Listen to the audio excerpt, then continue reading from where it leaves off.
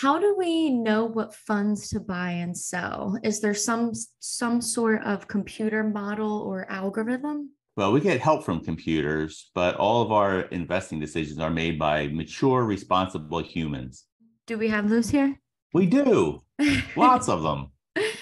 So, what do these mature, responsible humans do, and how do computers get Right. involved? So, our investment philosophy is that some guy sitting in his office in Yardley, PA, is not going to be able to beat the stock market, not on a consistent basis. So, what we do is we buy mutual funds and ETFs that are low cost and tax efficient, and that do well compared to their peers. And so, we use a company called FI 360, who we use to monitor our the various funds that we own.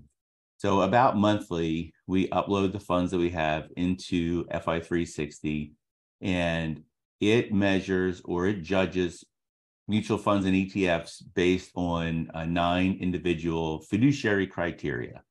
So a couple of things that might not be obvious, but the fund has to be a certain size, the manager has to have a certain tenure. It has to actually more or less do what it says it's going to do. Like, it's hard to believe that's a judge, right? Like, hey, this large cap value fund is actually a large cap value fund. Anyway, not all funds do it as they advertise. And then also, the other measures are cost, because low costs matter, and performance against other like funds over various times. And then some other more like financial like Sharpe ratio and things like that we don't really get into too much. But anyway, it measures funds, and it's like golf where the low score is better. So if a fund is like excels in everything, it gets a 0. And if it's terrible in everything, it gets a 99. And so we try to have funds mostly in the first quartile, so the top 25% of funds.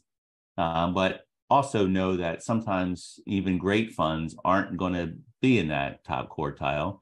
Maybe their how they invest is a little out of style right now. So we're not going to just kick somebody out because it drops out of the first quartile, as long as we know the reason why.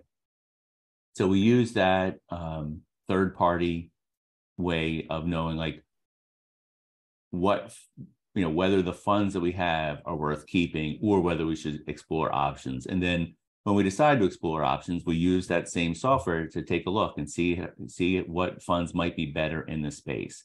So we don't do a lot of changing of the funds that we use. The most recent big change we did was back in the fall, we added a new emerging markets fund. The symbol is FRDM.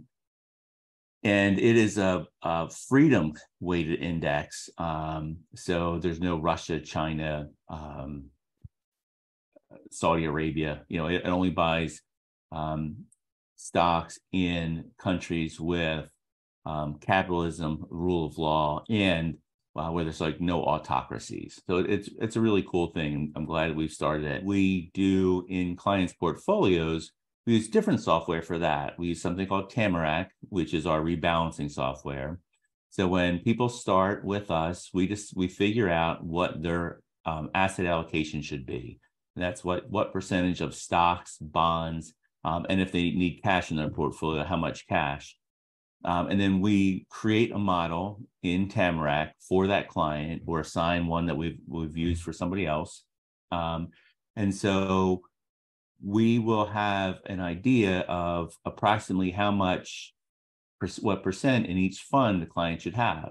So for example, clients might have, depending on their size, whether they have taxable accounts or not, whether they have multiple accounts or not, generally somewhere between like 8 and 12 or 13 funds for most models.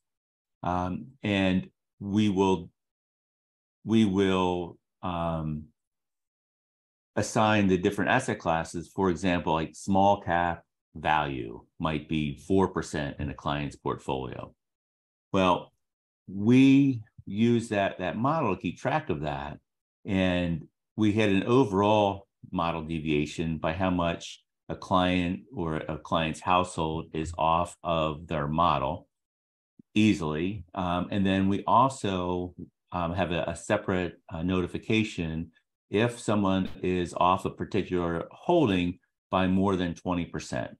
So if you are supposed to have 4% in small cap value, let's say, if it goes below 3.2% or above 4.8%, we'll get notified. So in one of our screens where someone's out of tolerance, we'll say, oh, Maddie's account is out of tolerance. Let me take a look and see if trade should be made. Now, some computer algorithm is not going to be making that trade. What's going to happen is an adult, mature, responsible financial advisor, maybe even me, will take a look at that and look at the client's overall portfolio and see whether it makes sense to make a trade.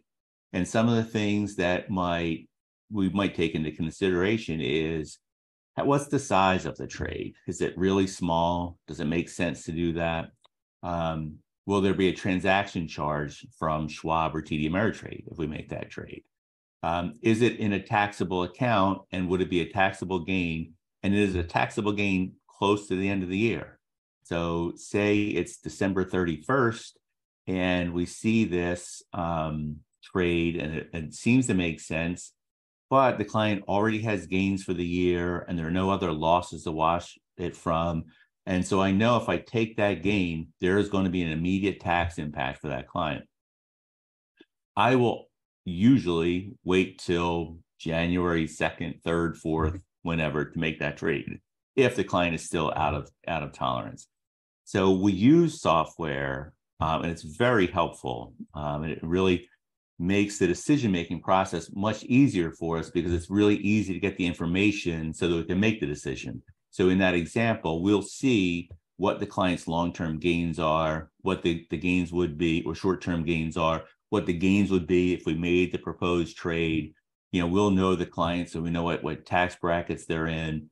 And so it makes the decision-making process so much better. So sorry to say, it's not like some algorithm that just goes bing and a trade is made. It might be nice if it was that easy, but I don't know if that would be as good. I think that we use the tools that are available to us right now, and we pay a lot of money for those tools, and it's a lot of training because sometimes they're, especially Tamarac, is very complicated. But they really, really help. So how's that for a nice long-winded answer that mature, responsible humans do this and not computers? No, it sounds great. It sounds like a lot goes into it. Yeah, it is. And, it takes a while to set everything up. And then, we have to monitor the models. We have to monitor the funds. We need to make sure the trades happen. And then, the stock and bond markets are open, 235 days a year. And so people's allocations change. Funds performance is better or worse at different times. And so it's a lot to keep on top of. But I think we do a really good job. We have a tight ship here.